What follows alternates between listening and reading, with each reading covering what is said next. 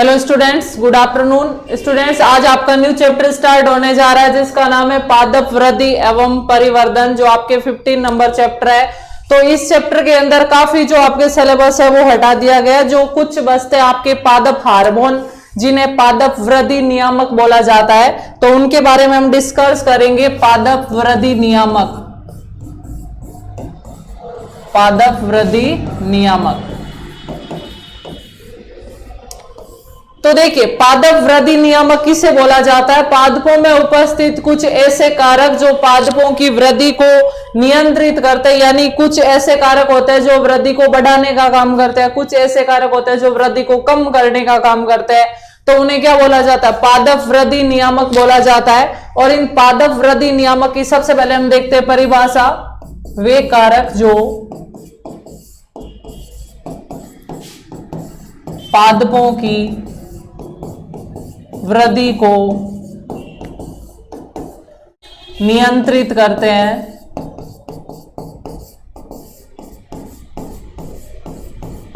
पादप वृद्धि नियामक कहलाते हैं। पादप वृद्धि नियामक कहलाते हैं। तथा सबसे पहले जो पादप वृद्धि नियामकों की खोज की थी एक वैज्ञानिक था, चार्ल्स डार्विन, और उनका पुत्र था फ्रांसिस डार्विन, उन्होंने की थी। तो इनकी खोज किसके द्वारा की गई? चार्ल्स डार्विन तथा उनके पुत्र फ्रांसिस डार्विन के द्वारा की गई।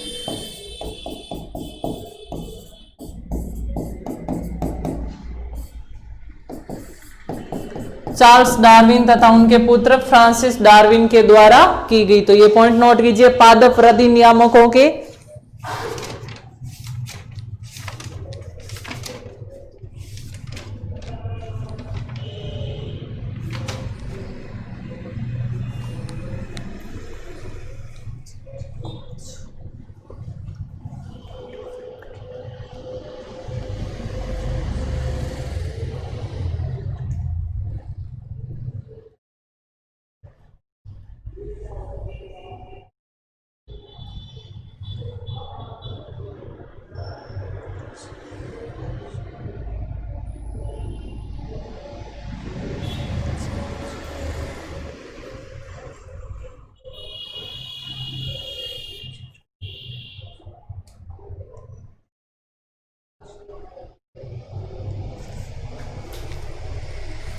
फिर नेक्स्ट हम देखते हैं कि कौन कौन से पादप वृद्धि नियामक है जिनको पादप हार्मोन भी बोला जाता है, यानी इनका दूसरा नाम क्या? पादप वृद्धि नियामक, इन्हें पादप हार्मोन भी बोलते हैं। हम भी देखते हैं कि हमारे शरीर के अंदर हार्मोनों के द्वारा हमारे शरीर की क्रिया है वो नियंत्रित होती है। तो उसी प्रकार पादप के शरीर में जो हार्मोन पाए जाते हैं, जो पादप की वृद्धि को कंट्रोल करते हैं, उन्हें पादप वृद्धि नियामक या पादप हार्मोन कहा जाता है। ठीक है, तो नेक्स्ट देखते हैं कौन कौन से पादप वृद्धि नियामक है। पादप वृद्धि नियामक या पादप हार्मोन।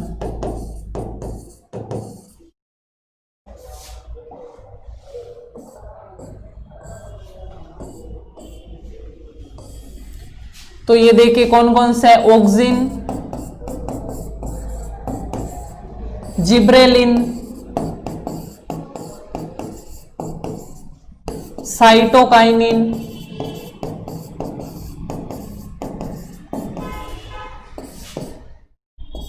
एस्कॉर्बिक अम्ल,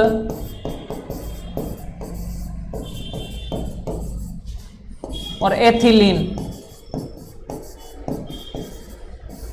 ठीक है, तो इसको नोट कीजिए। फिर हम एक एक को देखते हैं कि किस हार्मोन की खोज है वो किस वैज्ञानिक के द्वारा की गई। तो नोट कर लीजिए इनको।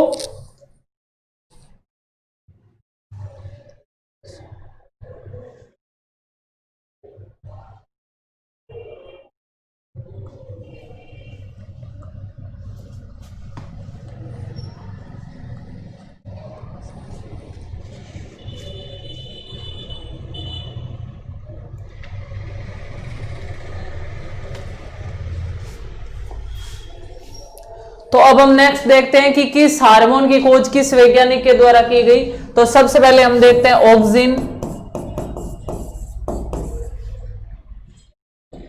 जिब्रेलिन और साइटोकाइनिन।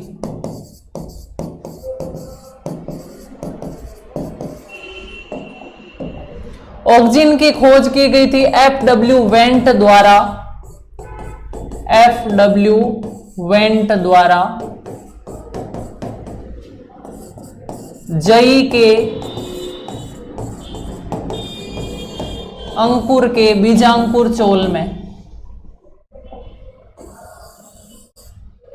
जई के बीजांकुर चोल में किसकी खोज की गई थी? ऑक्सिन की। फिर आता है जिब्रेलिन, इसकी खोज की गई थी ई क्यूरोसोवा नामक वैज्ञानिक था।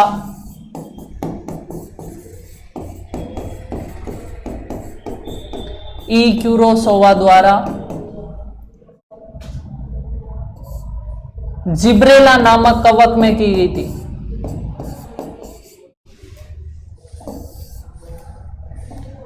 जिब्रेला कवक में।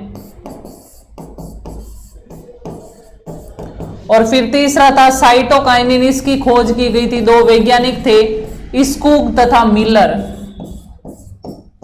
स्कूग तथा मिलर द्वारा। नारियल के दूध के अंदर की गई थी।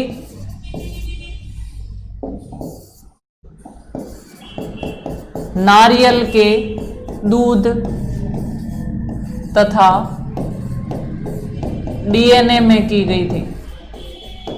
ठीक है, तो तीनों को नोट कर लीजिए, ऑक्सिन, जिब्रेलिन और साइटोकाइनिन। ऑक्सिन की खोज की गई थी आपके FW वेंट द्वारा, जई के बीजांकुर चोल या प्रांकुर चोल भी बोल सकते हैं हम इसे। और दूसरा जिब्रेलिन की खोज की गई थी, ई क्यूरोसोवा नाम का वैज्ञानिक था, उसने जिब्रेला नामक कवक में की थी। और तीसरा है आपके साइटोकाइनिन, इसकी खोज स्कूग तथा मिलर ने की थी नारियल के दूध तथा डीएनए में।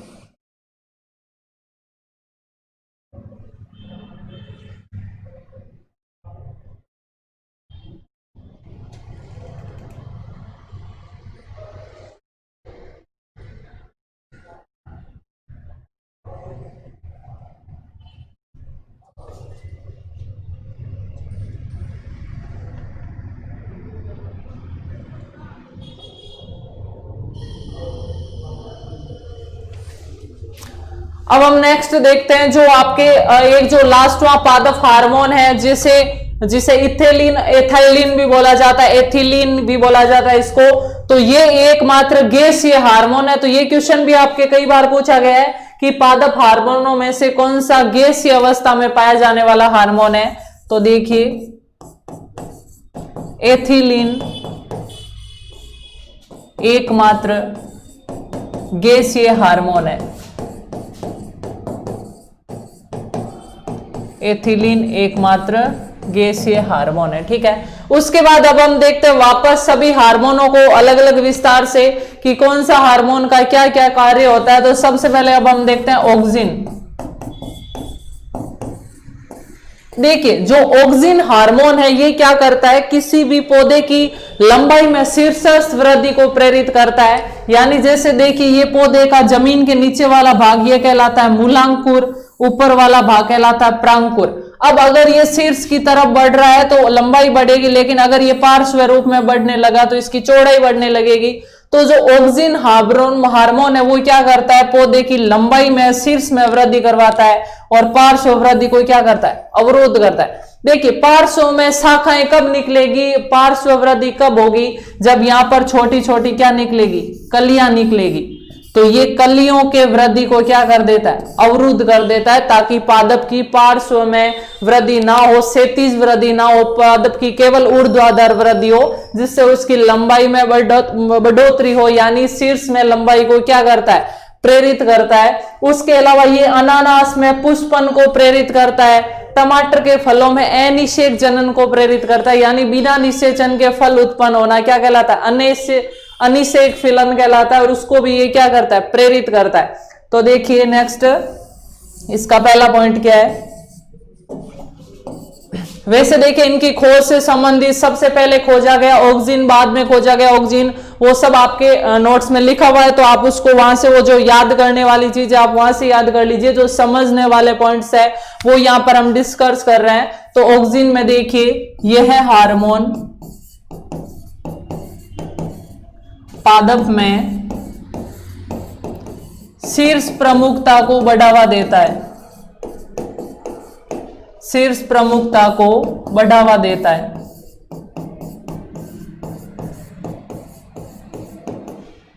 इस हार्मोन के कारण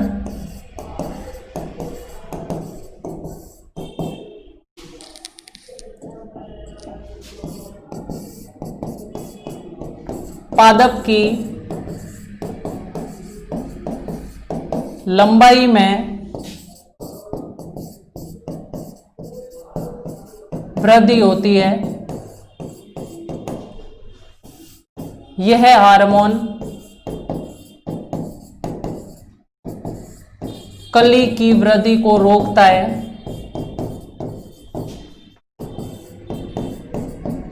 पार्श्व कली की वृद्धि को रोकता है,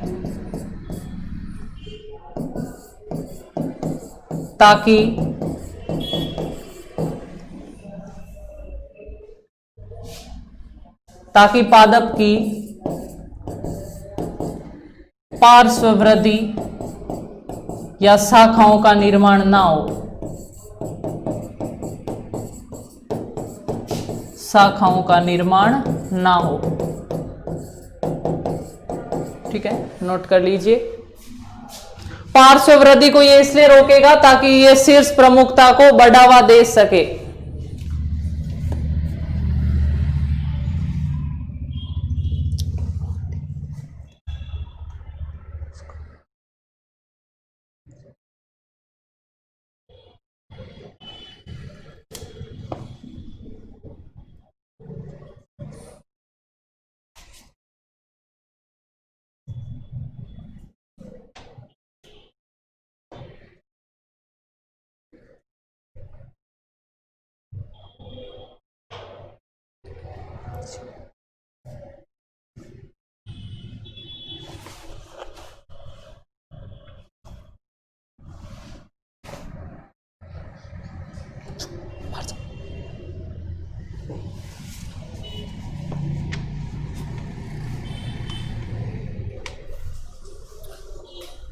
तो देखिए स्टूडेंट्स, नेक्स्ट हम देखते हैं जो ऑक्सिन है वो अनानास में पुष्पन को बढ़ावा देता है तथा टमाटर में अनिषेक फलन को प्रेरित करता है। तो नेक्स्ट पॉइंट देखिए,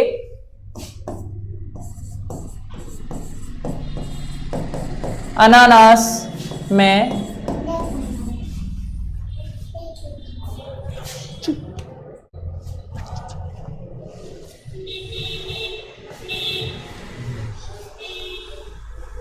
तो ऑक्सिन के द्वारा ऑक्सिन अनानास में पुष्पन को बढ़ावा देता है। नेक्स्ट पॉइंट, ऑक्सिन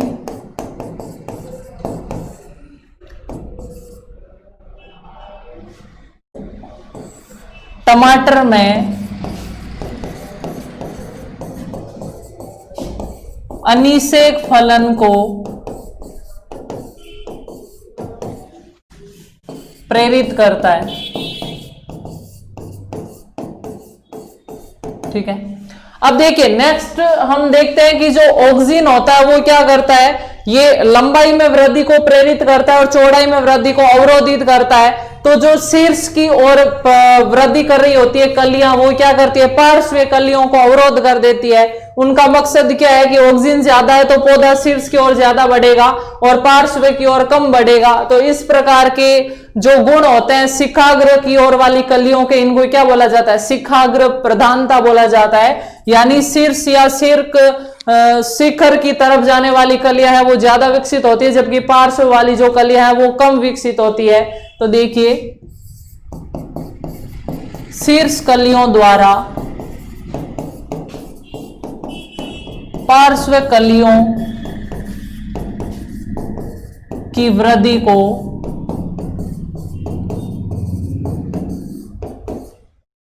अवरोधित कर देना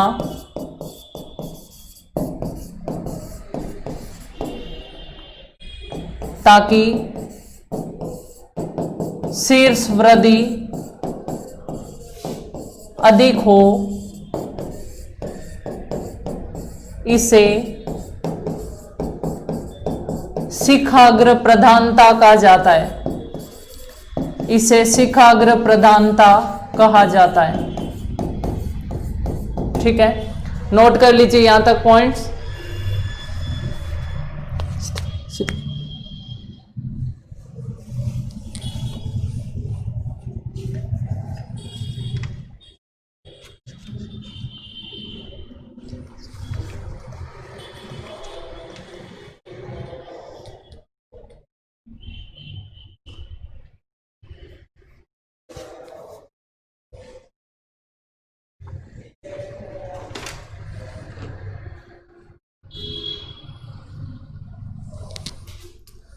उसके बाद नेक्स्ट ऑक्सिन के द्वारा हम कार्य देखते हैं। देखिए जो ऑक्सिन होता है वो कोशिका विभाजन को प्रेरित करता है। यानी शीर्ष की तरफ वृद्धि तभी होगी जब कोशिकाएं क्या करेगी, विभाजन करेगी और नई कोशिकाओं को बनाएगी, जिससे पूर्व कोशिकाओं से नई कोशिकाओं का क्या हो जाएगा, निर्माण हो जाएगा।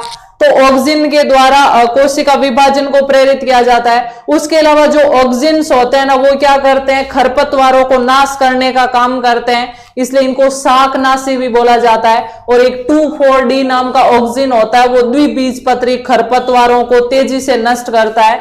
ऑक्सिन एक बीजपत्री को नष्ट नहीं कर सकते, ये द्विबीजपत्री खरपतवारों को हटाने के लिए, यानी फसलों के साथ जो कचरा उगाता है उसे क्या बोला जाता है, खरपतवार। और जो द्विबीजपत्री पौधों में खरपतवार उग जाते हैं उनको द्विबीजपत्री खरपतवार बोलते हैं। और उनको नष्ट करने के लिए ऑक्सिन प्रयुक्त होता है। एक 2,4-D नाम का खरपतवार नाशी होता है, जो एक बीजपत्रियों को प्रभावित नहीं कर सकता, केवल द्विबीजपत्री खरपतवारों को नष्ट करता है। तो नेक्स्ट पॉइंट देखते हैं, ऑक्सिन कोशिका विभाजन को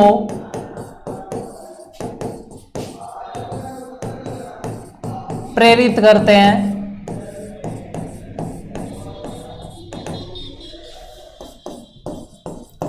ऑक्सिन खरपतवारनाशी शाकनाशी, ऑक्सिन शाकनाशी होते हैं।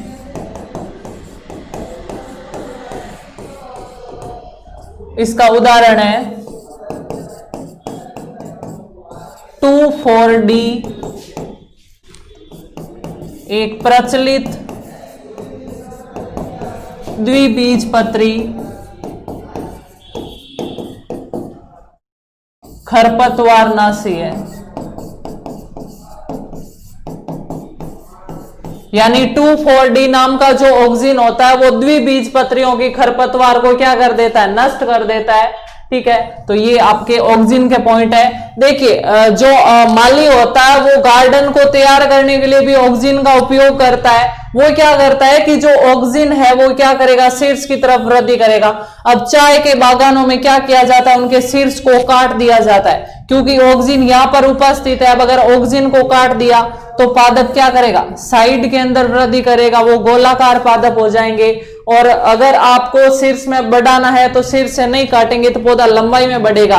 तो जो माली होते हैं वो लान को तैयार करने के लिए क्या करते हैं, शीर्ष प्रमुखता को रोकते हैं, यानी शीर्ष से काटते हैं, जिससे ऑक्सिन है वो हट जाता है और पौधे की पार्श्व वृद्धि होती है। तो इसका नेक्स्ट पॉइंट देखिए, इसका उपयोग माली द्वारा लान को तैयार करने में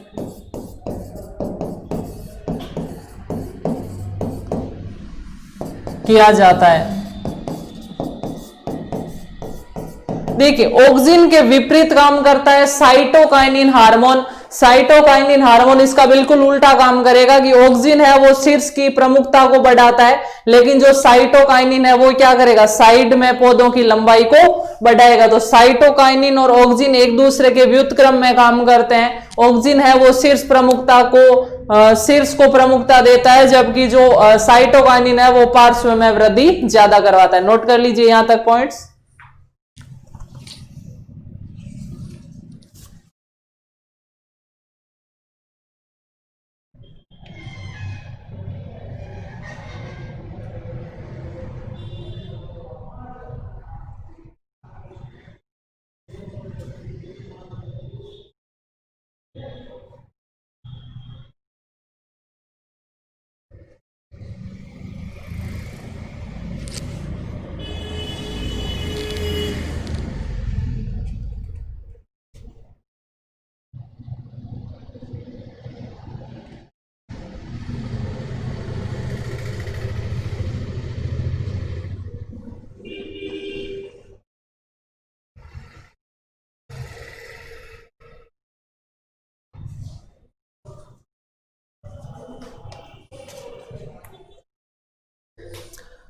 तो देखिए स्टूडेंट्स, ऑक्सिन के बाद अगला जो हार्मोन हम पढ़ते हैं वो है जिब्रेलिन।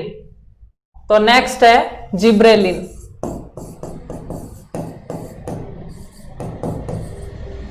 देखिए जिब्रेलिन नाम आप जबरदस्ती से जोड़ सकते हो। ये क्या करता है, पौधे के साथ जबरदस्ती करने का काम करता है। उसके डंठल को जल्दी से लंबा बढ़ा दिया, जैसे अंगूर के डंठल को बढ़ाने का काम करते हैं, गन्ने के तने की लंबाई बढ़ा देते हैं। इससे क्या होगा, अंगूर का डंठल बढ़ेगा तो अंगूर ज्यादा लगेंगे, उत्पादन बढ़ेगा। अगर इसने गन्ने की तने की लंबाई बढ़ा दी तो गन्ना ज्यादा बढ़ेगा, गन्ने में 20 टन एकड़ प्रति उत्पादकता है वो ज्यादा बढ़ जाती है। उसके अलावा ये पौधे की जरावस्था को रोकते हैं, यानी पौधे में वृद्धावस्था को, बुढ़ापे को, जरावस्था को रोकते हैं, ताकि फल है वो ज्यादा समय तक प्लांट्स पर लगे रहे। शराब उद्योग में माल्टिंग एक प्रक्रिया होती है, उसको बढ़ाने के लिए जिब्रेलिन का प्रयोग किया जाता है। और यही आपको पूछा जा सकता है कि अगर गन्ने के तने में जिब्रेलिन का छिड़काव कर दिया जाए तो क्या होगा, तो गन्ने के तने की लंबाई है वो बहुत ज्यादा बढ़ जाती है, जिससे प्रति एकड़ 20 टन की उपज है वो बढ़ जाती है। और गन्ने के अंदर ये शर्करा के रूप में भी संचित रहते हैं। ठीक है, तो इसमें पॉइंट्स देखिए, यह हार्मोन अंगूर में डंठल की लंबाई बढ़ा देते हैं, या अक्ष भी बोल सकते हैं।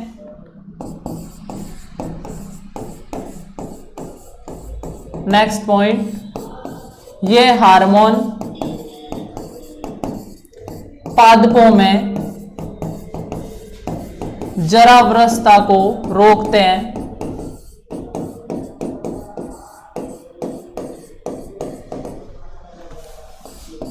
यह हार्मोन बीजों में जल्द अंकुरण करवाते हैं।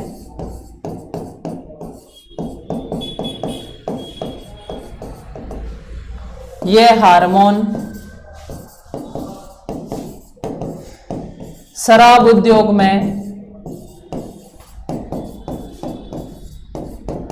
माल्टिंग को बढ़ा देता है।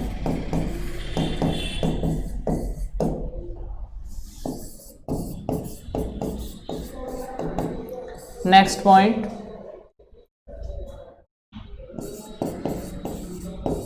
गन्ने की फसल पर इसका छिड़काव करने से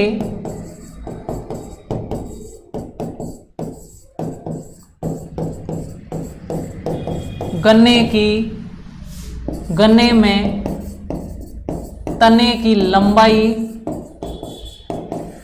बढ़ जाती है। और तने की लंबाई बढ़ जाएगी मतलब क्या होगा, उत्पादन पैदावार है वो ज्यादा होगी। तो नोट कर लीजिए जिब्रेलिन के पॉइंट्स को।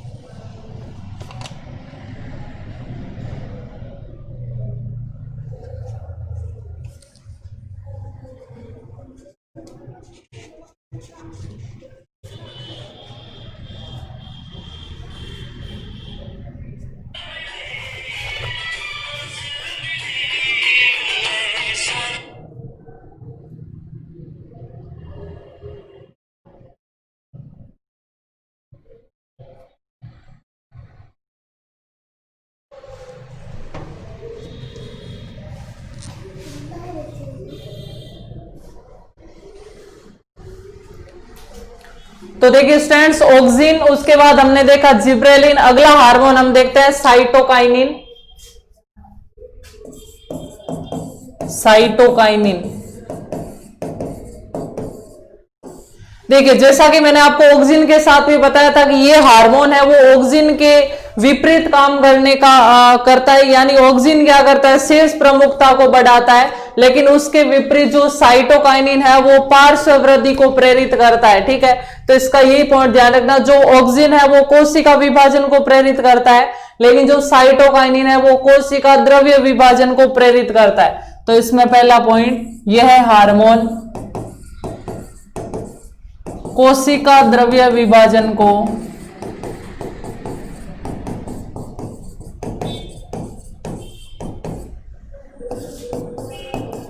प्रेरित करता है। यह हार्मोन पार्श्व कलियों के वृद्धि को प्रेरित करता है।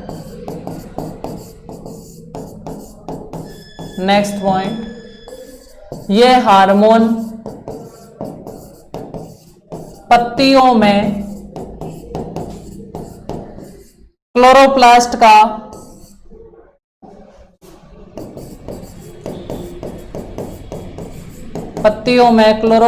का निर्माण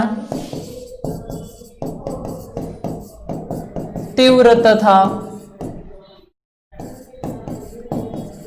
पत्तियों की जरावस्था को रोकता है। पत्तियों की जरावस्था को रोकता है। ठीक है, नोट कर लीजिए पॉइंट्स।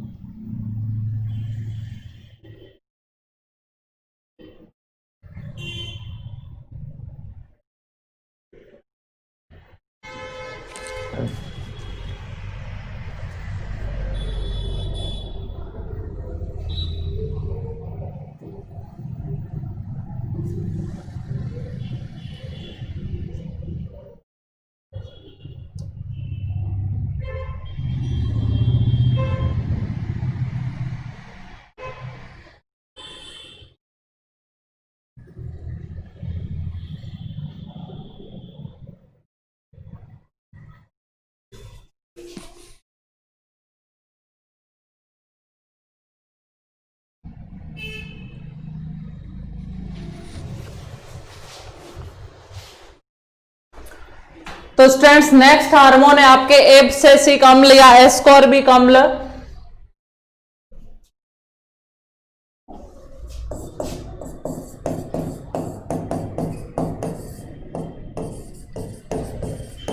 देखिए ये जो हार्मोन है ये क्या करता है, पौधों में तनाव की स्थिति उत्पन्न करता है, यानी अगर बाहरी कोई विपरीत परिस्थिति है, तनाव है, तो उससे रक्षा करने का काम करता है, पादपों के रंध्रों को बंद होने को प्रेरित करता है, बीज को प्रसुप्ति अवस्था में भेजने का काम करता है। यानी पहले वाले जो तीनों हार्मोन थे वो क्या करते थे, पादपों की वृद्धि को, परिपक्वन को, विभाजन को प्रेरित करते थे, लेकिन ये हार्मोन उन सबको क्या करेगा, अवरोध करेगा, इसलिए इसको निरोधी हार्मोन भी बोला जाता है। ये पौधे को विपरीत परिस्थितियों में तनाव सहन करने के लिए सक्षम बनाता है, इसलिए इसको तनाव हार्मोन भी बोला जाता है। पादपों में रंध्रों में को बंद होने को प्रेरित करेगा ताकि सारी क्रियाएं रुक जाती है, वाष्पोत्सर्जन, गैसीय आदान प्रदान, सब प्रक्रिया है वो रुक जाती है, तो इसको तनाव हार्मोन भी बोलेंगे। तो पहला पॉइंट, ये हार्मोन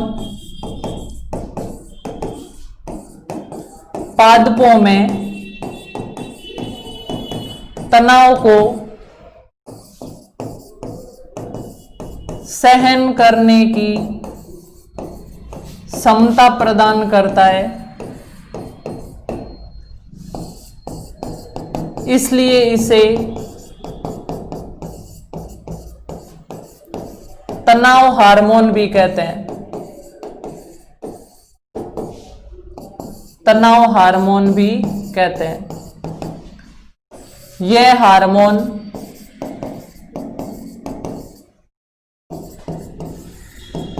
रंध्रों को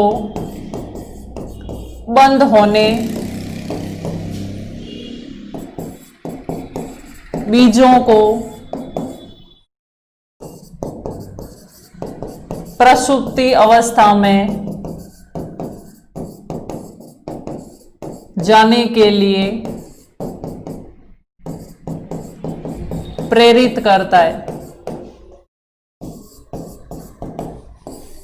यह हार्मोन निरोधी हार्मोन भी कहलाता है।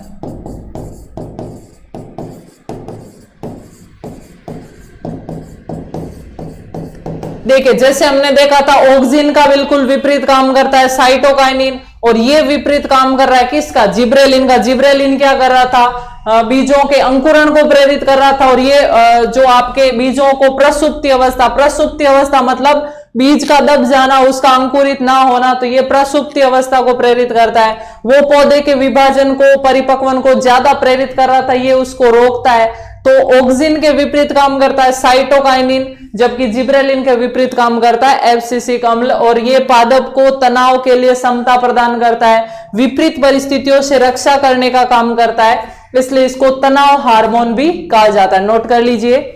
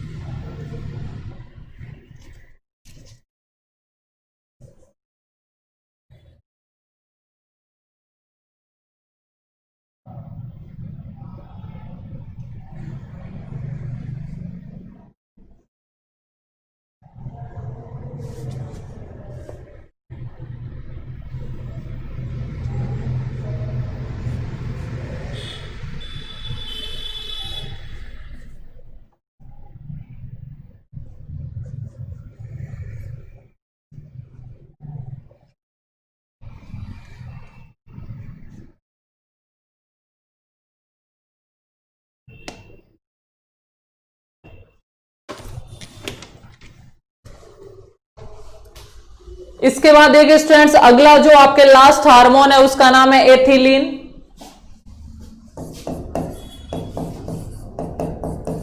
मैंने आपको पहले भी बताया था एकमात्र गैसीय हार्मोन है, यानी गैसीय अवस्था में पाया जाता है, एकमात्र गैसीय हार्मोन। देखिए स्टूडेंट्स, ये जो हार्मोन है ये क्या करता है, फलों को पकाने का काम करता है। तो जो पके हुए फल है और या जो आपके जो जरावस्था वाले पार्ट्स हैं उनके अंदर ये क्या होता है, ज्यादा मात्रा में पाया जाता है। तो पके हुए फलों तथा जरावस्था युक्त पादप भागों में यह प्रचुर मात्रा में बनता है।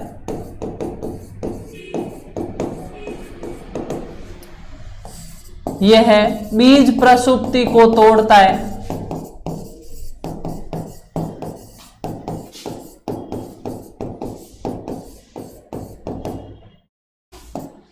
यह टमाटर, केला आदि के परिपक्वन को बढ़ाता है। ये क्या करेगा? फलों को पकाने में प्रयुक्त होता है। ये फलों को पकाने में प्रयुक्त, और जो बाजार के अंदर फलों को पकाने वाली जो दवाई मिलती है, जो इसी का प्रकार होता है एथिलीन का, उसका सामान्य नाम है इथेफोन। तो बाजार में जो फलों को पकाने वाली दवाई मिलती है वो किस नाम से मिलती है? इथेफोन के नाम से मिलती है। और वो क्या, एक प्रकार की एथिलीन यानी गैस, ये हार्मोन है। कृषि में ये प्रचुर मात्रा में उपयोग किया जाता है। कृषि में प्रचुर प्रयोग, ठीक है। उसके अलावा ये क्या करता है? अब अगर ये फलों को पका रहा है तो फल तभी पकेंगे जब उनमें श्वसन की प्रक्रिया बढ़ जाती है। तो ये फलों में श्वसन की प्रक्रिया को बढ़ा देता है, और फलों में श्वसन प्रक्रिया एकदम से बढ़ना क्लाइमेटिक श्वसन कहलाता है, क्लाइमेटिक रेस्पिरेशन कहलाता है। तो नेक्स्ट पॉइंट, ये हार्मोन फलों में श्वसन क्रिया को बढ़ा देता है। श्वसन क्रिया को बढ़ा देता है,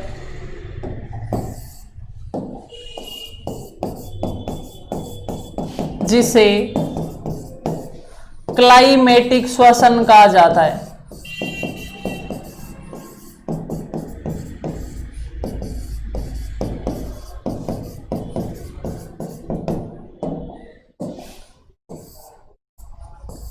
ठीक है। फलों को क्या करता है? पकाने का काम करता है। और जो बाजार में फलों को पकाने वाली दवाई आती है उसको क्या बोला जाता है? इथेफोन बोला जाता है। तो ये पॉइंट है आपके एथिलीन गैस के, नोट कर लीजिए, जो आपका अंतिम पादप हार्मोन था।